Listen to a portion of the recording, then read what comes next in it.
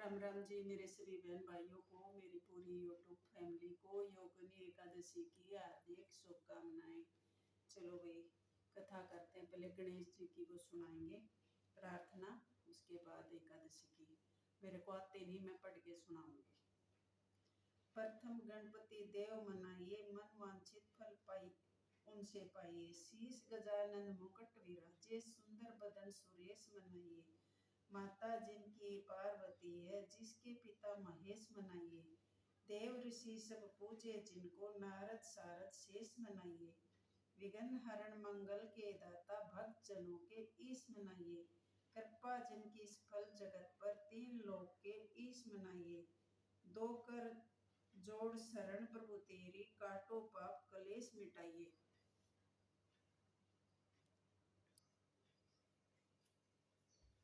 चलो भाई, योगिनी एकादशी माता की कहानी शुरू करते हैं। धर्मराज युधिष्ठिर ने भगवान श्री कृष्ण से कहा, हे माधव, आप कृपा करके आषाढ़ माह के कृष्ण पक्ष की एकादशी की कथा सुनाइए। इस एकादशी का नाम तथा महत्व क्या है? श्री कृष्ण ने कहा, हे पांडव पुत्र, आषाढ़ माह की कृष्ण पक्ष की एकादशी का नाम योगिनी एकादशी है। इसके व्रत से सभी पाप नष्ट हो जाते हैं। हे धर्मराज, तुम्हें मैं पुराण में कही हुई कथा सुनाता हूँ, ध्यान पूर्वक श्रवण करें। कुबेर नाम का एक राजा अलकापुरी नाम की नगरी में राज्य करता था। वह शिव भक्त था। उनका हेममाली नामक एक यक्ष सेवक था, जो पूजा के लिए फूल लाया करता था। हेममाली की विशालाक्षी नाम की अति सुंदर स्त्री थी। एक दिन वह मानसरोवर से पुष्प लेकर आया, किंतु कामासक्त होने के कारण पुष्पों को रखकर अपनी स्त्री के साथ रमण करने लगा। हेममाली की राह देखते देखते जब राजा कुबेर को दोपहर हो गई, तो उसने क्रोधपूर्वक हेममाली को बुलाने की सजा दी। डर से कांपता हुआ हेममाली राजा के सामने उपस्थित हुआ। उसे देखकर राजा ने कहा, अरे अधम, तूने मेरे परम पूजनीय देवों के भी देव भगवान शिव जी का अपमान किया है।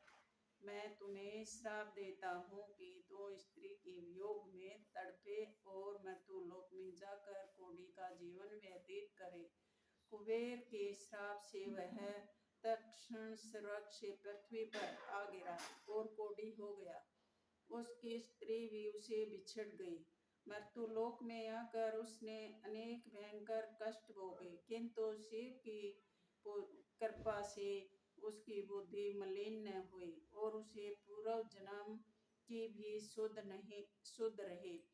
अनेक कष्टों को भोगता हुआ तथा अपने पूर्व जन्म के कुकर्मों को याद करता हुआ वह हिमालय पर्वत की तरफ चल पड़ा।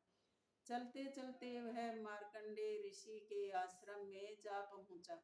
वह ऋषि अत्यंत वृद्ध तपस्वी थे।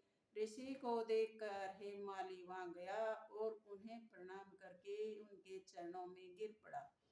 हेममाली को देखकर मार्कंडे ऋषि ने कहा, तूने कौन से कष्ट कर्म किए हैं जिससे तू कोढ़ी हुआ और भगवान भयानक कष्ट भोग रहा है? मैं ऋषि की यह बात सुनकर हेममाली ने संपूर्ण वृत्तांत सुनाया और रोने लगा। फिर मार्कंडेय ऋषि ने कहा, हे हेममाली, तूने मेरे सम्मुख सत्य वचन कहे हैं, इसलिए मैं तेरे उद्धार के लिए एक व्रत बताता हूँ। यदि तू आषाढ़ माह के कृष्ण पक्ष की योगिनी नामक एकादशी का विधान पूर्वक व्रत करेगा तो तेरे सभी पाप नष्ट हो जाएंगे। मैं ऋषि के वचन सुनकर हेममाली अति प्रसन्न हुआ और उनके वचनों के अनुसार योगिनी एकादशी का विधान पूर्वक व्रत के साथ सुख पूर्वक रहने लगा। भगवान श्री कृष्ण ने कहा, हे राजन, इस योगिनी एकादशी की कथा का फल 88,000 ब्राह्मणों को भोजन करने के बराबर है।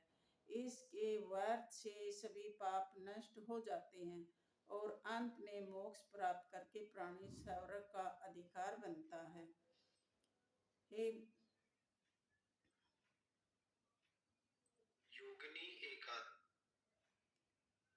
थैंक मैरिज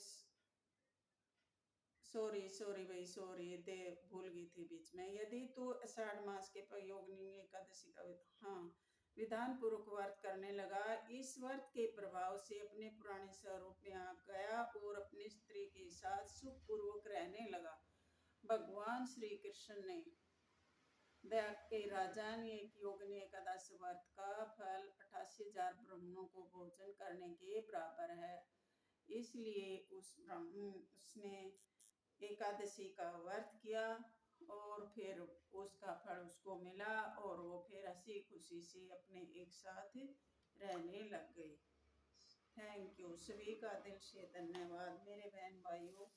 अपना प्यार सपोर्ट ऐसे ही बनाए रखना। जय हो एकादशी माता, तेरी सदा ही जय हो।